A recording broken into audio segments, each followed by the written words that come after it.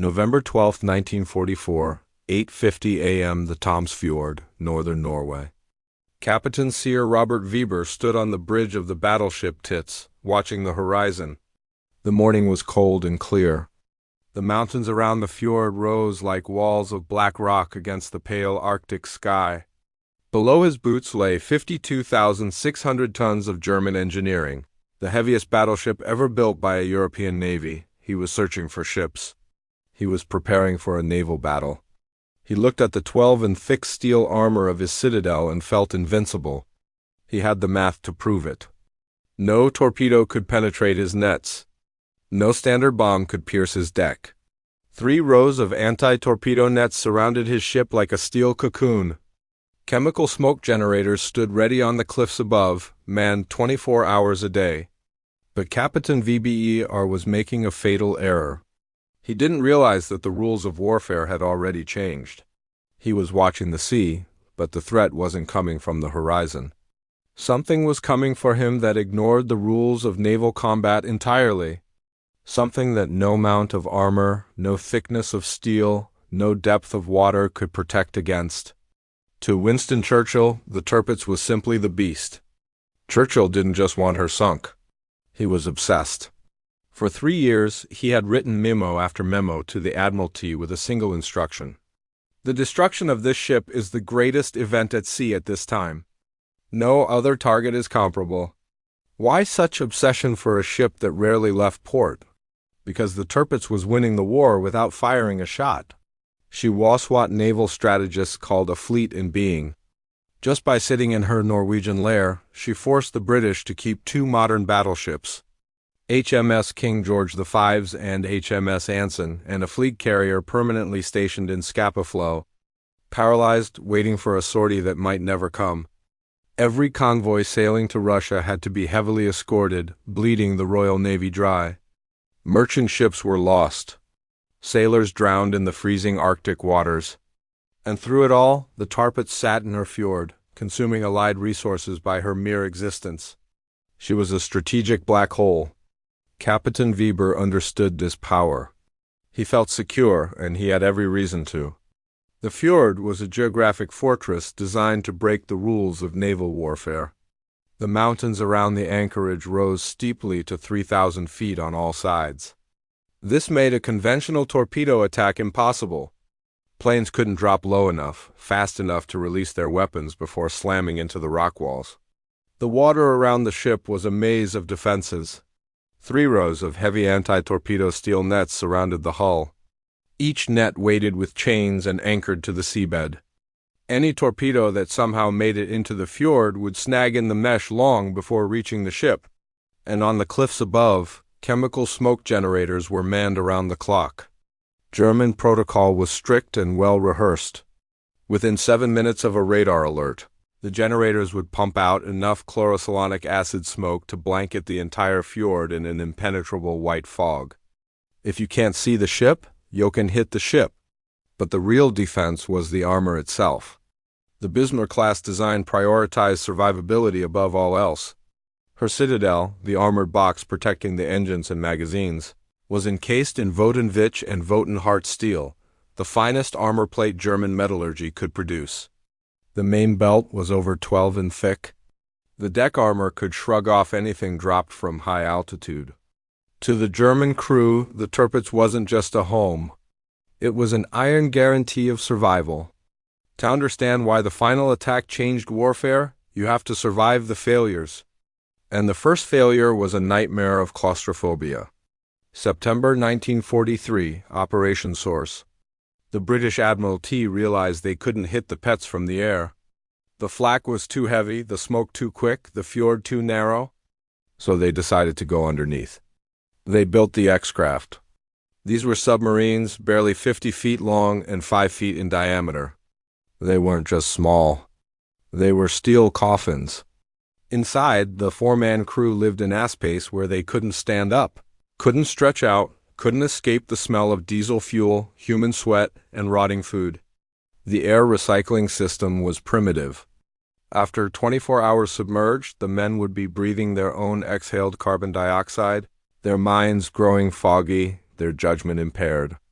The mission was insane by any rational standard.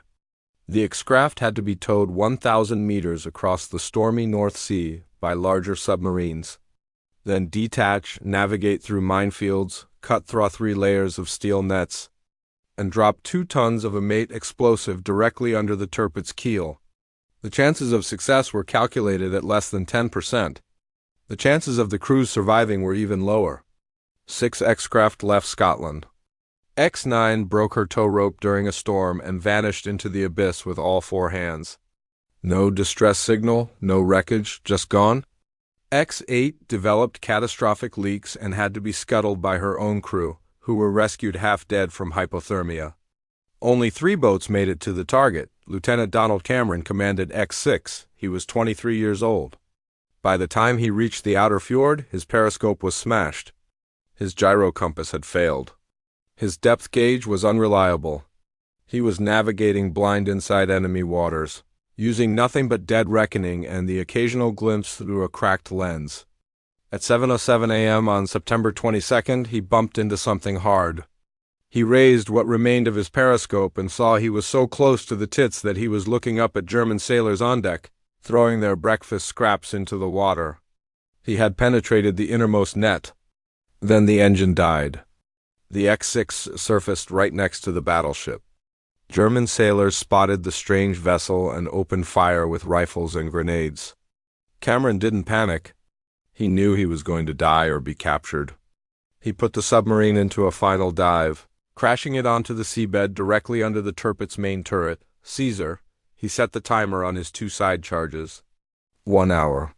Then he opened the hatches, scuttled the boat, and surrendered for 60 minutes. Cameron and his crew sat as prisoners on the deck of the Petz, checking their watches. The German officers interrogated them, demanding to know what they had done. Cameron said nothing. He just watched the second-hand move. At 8:12 a.m., the water under the ship erupted.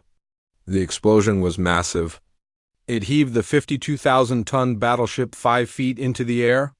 Men were thrown off their feet. The lights went out. The massive 15-inch gun turrets, each weighing over 0.00 tons, were jolted off their roller paths. Electrical systems shorted. The ship took on 1,400 tons of water through ruptured seams. It was a brilliant tactical success. Cameron would receive the Victoria Cross, but the Tirpitz didn't sink. The double bottom held. The armored Citadel remained intact. German damage control teams working in freezing water up to their waists managed to shore up the bulkheads and stop the flooding. Within 6 months, the beast was repaired and operational again. The lesson was bitter.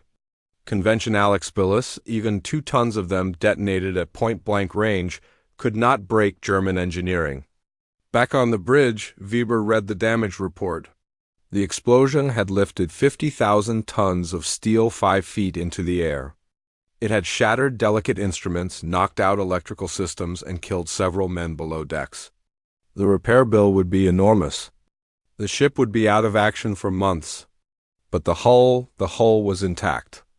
Weber allowed himself a cold smile. He had felt the explosion through the deck plates. He had seen the chaos, heard the screaming of his men, and yet here he stood on a ship that was still floating, still armed, still dangerous. If 2 tons of explosives detonated directly under the keel couldn't sink the Petz, what could? To him, this wasn't a near-death experience. It was proof. Proof that German engineering was superior to British courage. Proof that the Petz was exactly what her designers had promised, unsinkable. April 1944, the Tirpitz was operational again. Thethried had returned. The Royal Navy decided to stop being subtle. They chose brute force. Operation Tungsten was D-Day scale for a single ship. 2 fleet carriers, Miss Victorious and HMS Furious. 4 escort carriers, cruisers, destroyers. They assembled a strike force of 42 Fairey Barracuda dive bombers escorted by 80 fighters. It was a swarm designed to overwhelm every defense. At dawn on April 3rd, they caught the Germans sleeping. The smoke generators were late. The fjord was clear. The Barracuda screamed down in near asterisk vertical dives, releasing their bombs at the last possible moment. 1 hit, 2 hits, 5 hits. In total, 15 bombs slammed into the Tirpitz in less than 60 seconds. Pilots reported seeing their weapons strike home, seeing the flashes, seeing the smoke rising from the wounded ship. The scene on the deck was a slaughterhouse. The bombs shredded the unarmored upper works. The bridge superstructure was turned into twisted metal. Anti-aircraft crews were wiped out at their stations. 122 German sailors were killed instantly. Over 300 were wounded. From the air, it looked like total victory. The ship was burning from stem to stern. But when the reconnaissance photos came back, the British analysts felt their stomachs drop. The pets were still floating perfectly level. Not a single degree of list. Why? Physics? The Barracudas were carrying 1,600 pounds armor-piercing bombs, serious weapons designed to penetrate warship decks. But because of the low cloud ceiling over the fjord, they had to drop from below 3,000 feet. A bomb needs altitude to build velocity. Dropped from that height, the weapons hit the deck at only 500 miles per hour. That wasn't fast enough. They struck the main armored deck. 4 in of hardened Dwan steel and simply disintegrated. Some bounced off. Others detonated on impact, spraying fragments that killed men but couldn't penetrate the citadel below.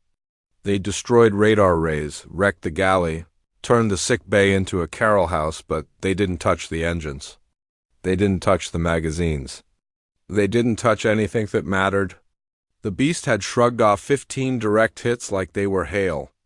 Weber walked through the smoke of his burning ship. The smell was overwhelming. Cordite, burning paint, and something worse. He stepped over bodies, past weeping wounded, through compartments that had become abattoirs. 122 of his men were dead. The upper decks looked like they had been hit by an earthquake. But as he made his way down to the main armored deck, he saw the truth. The British bombs had scarred the steel. Some of the welds had cracked. There were dents and gouges where the weapons had struck, but they hadn't penetrated. Not one bomb had made it through to the machinery spaces below. Not one engine was damaged. Not one boiler was ruptured. The magazines were dry and intact. The heart of the beast was still beating. He signaled Berlin. Ship operational. Repairs underway. Standing in the smoke and chaos, Weber felt something strange. Not fear, but confirmation. The Allies had thrown everything they had at him. Submarines, dive bombers, mass air attacks, and he was still here. He was more convinced than ever. They could scratch the paint. They could kill his men, but they couldn't kill his ship. The Admiralty was out of ideas. The Navy had failed. The conventional Air Force had failed. It was time to call in the mad scientists. Enter Barnes Wallis. He wasn't a military man. He was an engineer, the genius who had designed the bouncing bombs used by the dam busters to destroy the roar dams. He looked at the pets not as a ship to be sunk, but as a physics problem to be solved. And his solution was radical. His theory was simple. If you can't break the armor from above, destroy the world underneath it. Water and soil are incompressible. If you detonate a massive explosive charge deep underground or underwater, the shock wave travels faster and hits harder than through air. It creates what engineers call a camoufle, a massive vacuum bubble that expands outward and then collapses inward. When it collapses, it removes the foundation. The target doesn't just break, it falls into a hole that wasn't there a second ago. To achieve this, Wallis built a monster. He called it the Tallboy. This was not a normal bomb. It was a handcrafted instrument of geological violence. Length 21 feet, weight 12,000 pounds, nearly 6 tons. Most bombs of the era were cast iron casings filled with cheap explosive. The Tallboy was different. Its casing was a single piece of high-tensile steel machined to the same precision tolerances as a naval gun barrel. Why? Because it had to serve hitting the ground at Mach 1, 750 miles per hour without shattering. A normal bomb would disintegrate on impact. The Tallboy was designed to bury itself 30 feet into the earth before detonating. The explosive inside was Torpex, 50% more powerful than TNT, but you couldn't just pour it in. If there were air bubbles in the explosive mixture, the shock of impact would detonate the bomb prematurely before it could penetrate. So, the factories filled the Tallboys upside down, pouring the molten explosive drop by drop over several days, allowing each layer to settle and cure before adding the next. Each bomb took weeks to manufacture. And the tail was the secret. The fins were angled precisely 5 off-axis. This forced the bomb to spin as it fell like a rifle bullet leaving the barrel. A standard bomb wobbles, drifts, goes off course. The Tallboy drilled through the air with gyroscopic stability. Drop it from 18,000 feet and it would land within a tennis court of the aiming point. The British had built the hammer. Now they needed someone crazy enough to swing it. September 1944, Operation Paravane. The Tirpitz had been moved to Kofjord in the far north of Norway beyond the Arctic Circle. It was too far for a Lancaster carrying a 6-ton bomb to fly from England and return. The math didn't work. So the RAF made a decision that terrified the crews more than the Germans ever could. We will fly to Russia. The elite number 9 and number 617 squadrons. The legendary demusters took off with 38 Lancasters, each carrying a single Tallboy. They weren't flying to a modern airbase with concrete runways and proper facilities. They were flying to Jagodnik, a muddy strip of grass near Orangelsk in the Soviet Union. The flight was a disaster of navigation. The maps were wrong. Sovietography was decades out of date. The radios were useless in the magnetic interference of the Arctic. They flew through freezing rain that coated the wings in ice, forcing pilots to climb and dive repeatedly to shake it off. 6 planes were forced to crash land in the Russian Tiger. Their crews wandered, lost in the swamps for days before being found by Soviet patrols. When the survivors arrived at Jagodnik, they found a primitive nightmare.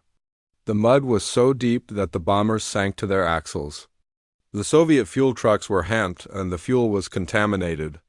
The food was unidentifiable. The latrines were holes in the ground, but they were within range. On September 15th, they attacked. Weber's smoke generators worked perfectly. Within minutes, the fjord vanished under a blanket of white chemical fog.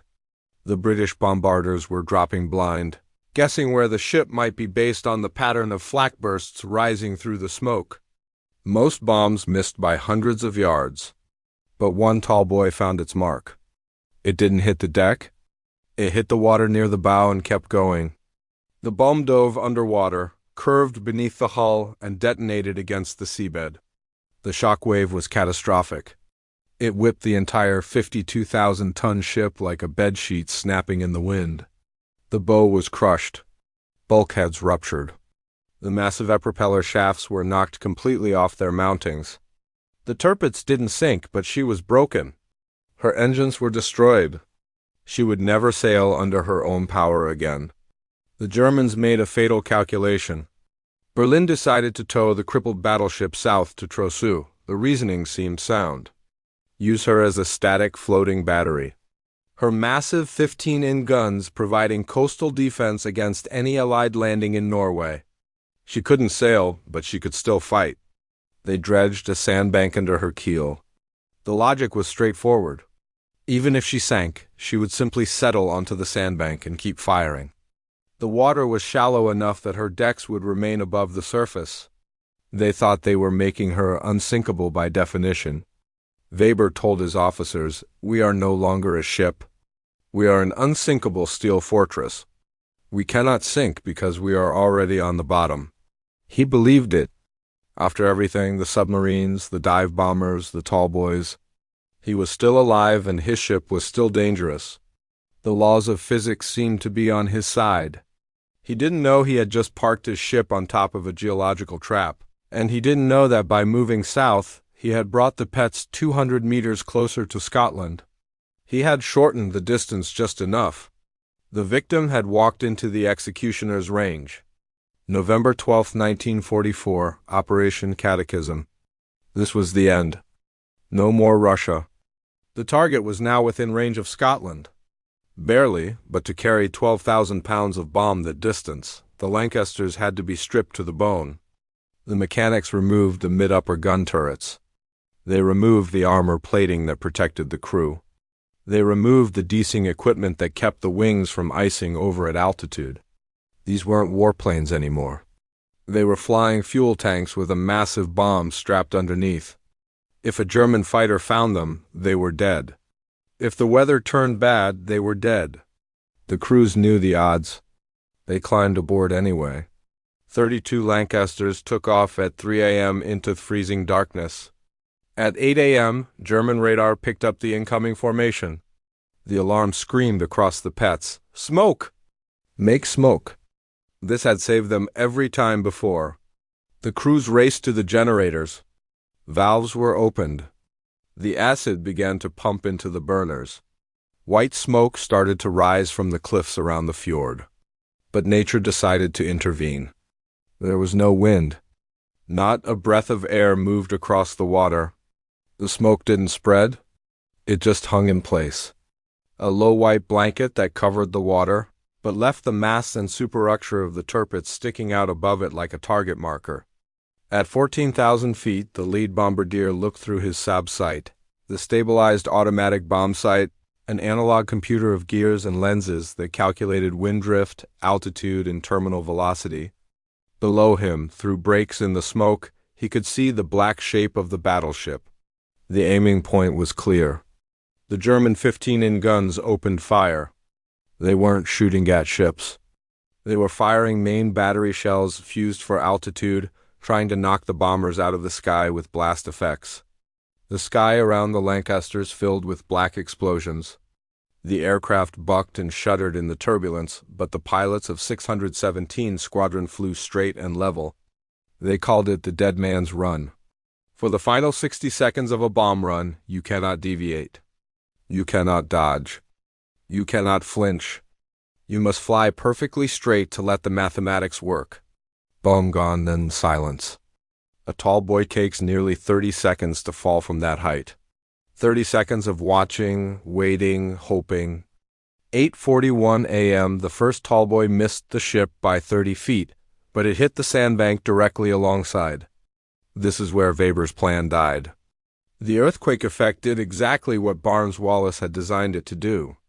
The bomb buried itself deep in the sand and detonated. The shock wave liquefied the sandbank instantly. The solid ground that the Tirpitz had been resting on. The foundation that was supposed to make her unsinkable turned into quicksand in a fraction of a second. The ship lost her support. Then came the direct hits. 2 Tallboys struck the port side of the hull. They punched through the armored deck, the same Wotan steel that had stopped 15 bombs in April like it was wet cardboard. They didn't explode on contact. They buried themselves deep in the bowels of the ship next to the ammunition magazines and then detonated.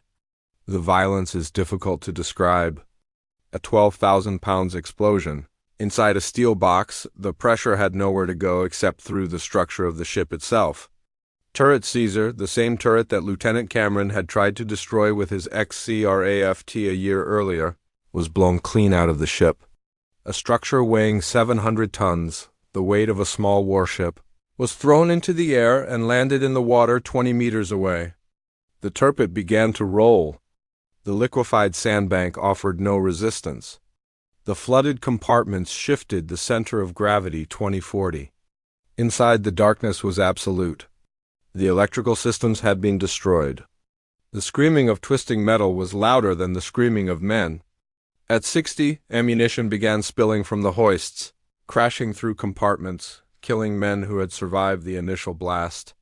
At 8:52 a.m., just 11 minutes after the first bomb fell, the lonely Queen of the North capsized completely.